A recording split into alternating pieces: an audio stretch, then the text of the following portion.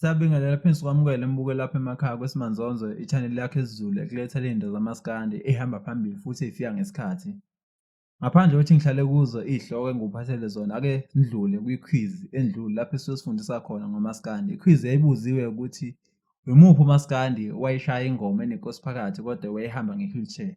Abantu abaningi bayishaye right-ke le answer le. I-answer e-correct uMgqashiya Ndlovu wangakithi le kaNongoma. uMgqashiya Ndlovu wavuma umhlaba wonke emva kokuthi noma esihamba kwi-wheelchair kodwa ekwazi ukuthi avumise iy'nsizwa, ingoma emnandi namanje futhi isadlalwa. Ake ngihlale kuzo-ke iy'hloko engikuphathele zona namhlanje. Ezokuqala ezokuthi uKhuzani uphuciwe ngempelani umnxusa kaJonathan D. Kanti ezesibili zithi uBig Zulu ngabe uzokhipha i-albhamu kamaskandi yini. Ezesithathu zithi uSaliwa usephenduke uPatrick Mfwethu ey'nkundleni zokuxhumana. Ezesine zithi zizokukhombisa ubuqhawe kwamuntu yenziwe umuntu akazenzi eshaya isiginci. Kanti ezokugcina khona ingosi yakho oyithandayo, Maskandi Quiz, lapho esifundisa khona phinde sikubuze imibuzo zamaskandi. Ake ngihlale kuzo-ke iy'ndaba zamaskandi sengigxila. Ezokuqala zithi ngabe ngempela uKhuzani uphuciwe ngempela nomnxusa kaJonathan D. Lokho kugqame emva kokuthi igcwame elisha liphostile ey'nkundleni zokuxhumana lithi kade liyosayina i-contract yalo kaKhathi. Kuzokhumbuleka ukuthi uKhathi noJonathan D bazalwa inkampani eyodwa kodwa banamanxusa azigugu nepaka okuyiKhuzani negcwame elisha. Liyasho-ke igcwame elisha ukuthi lithe liyosayina i-contract yalo kaJonathan D kaKhathi ema-ofisini akhona, lafica ukuthi amabhodi anoKhuzani awasekho, asusiwe kwafaka amasha amabhodi anayo igcwame elisha kuphela. Wonke la mabhodi ayebhalwe ukuthi Khuzani by Jonathan D awasekho, sekukhona abhalwe ukuthi igcwame elisha by Khathi. Libe selibhala ukuthi liyajabula uma ukuthi nabelungu bayayibona lento lokuthi alisenadanga futhi alinambanga la emculweni.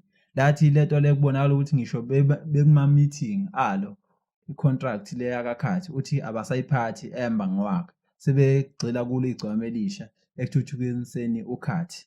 Lokho kudala ukudideka ey'nkundleni zokuxhumana njengoba abantu abaningi, abanye bebejabula abanye bengaphathekile kahle ukuthi kwenzakalani ngiyasemandaba. Kusenjalo-ke i-Facebook page kaJonathan D ibisibhala ukuthi abantu abahlise imoya phansi, uKhuzani useyiphathi yakaJonathan D. Yasithi abantu abaqhubeke begqoke iy'mpahla zakaJonathan D belalele nomculo omnandi. Kusenjalo-ke naye uKhuzani obesengena futhi ku-Facebook wabhala ukuthi kuyamjabulisa uma ebona uJonathan D utrenda kangaka ey'nkundleni zokuxhumana, ngasuthi lento le ayijwayelekile ukuthi ingenzeka noma kubani. Kodwa umbuzo enguphathelwa namhlanje ukuthi kungenzekani ukuthi uKhuzani usey'hlelweni zokuthi akhishwe kaJonathan D njengoba ngisho amabhodi amasha awasabhali ukuthi Khuzani by Jonathan D, sekubhalwe uJonathan D kuphela, kanti awakaKhathi abhale ukuthi Khathi by Gcwame Elisha. Ake sihlangane ezansi-ke sizwe umbono wakho.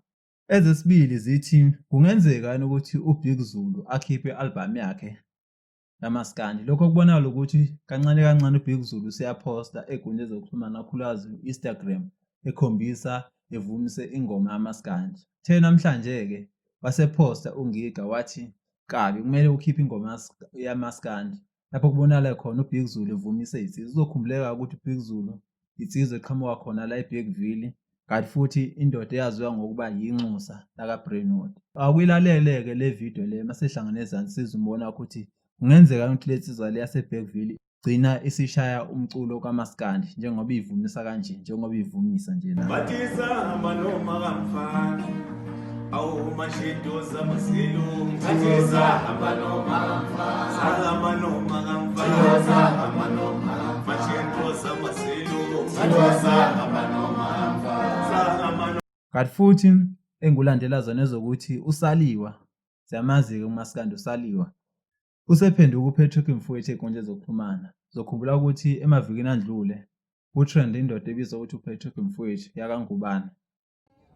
Tese njalo-ke abantu bese bethathe ividiyo kaSaliwa bayibhala ukuthi Patrick Mfwethu. Lokho kudala ukuthi abantu beduka, abanye betshenga ukuthi uPatrick Mfwethu ubiza le ngoma le ngizokudlalela yona njengamanje.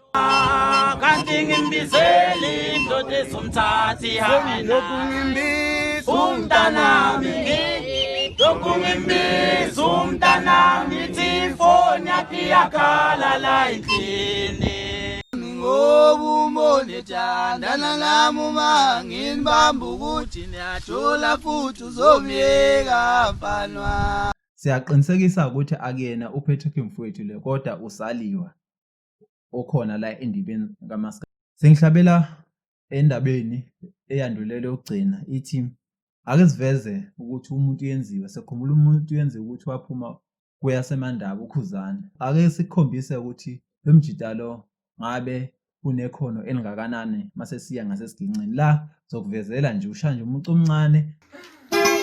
Oh man, ngeke sibeke ngwaba lena ngisishaya.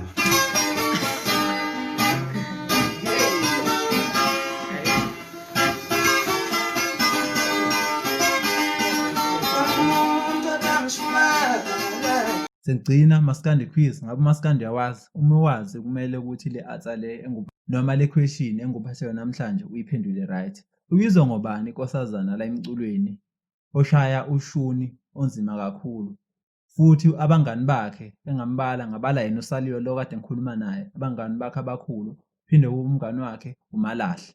Sengikhumbula uMalahle ingoma yakhe ethi kaMasha. Ngabe lo nkosazana ibizwa ngobani igama lakhe? Enye futhi hint enganginika yona kulo nkosazana kuyashaya hint noma hit ethi eMamol ethi wena quality uthengapha sambe siyogqoka eMamol.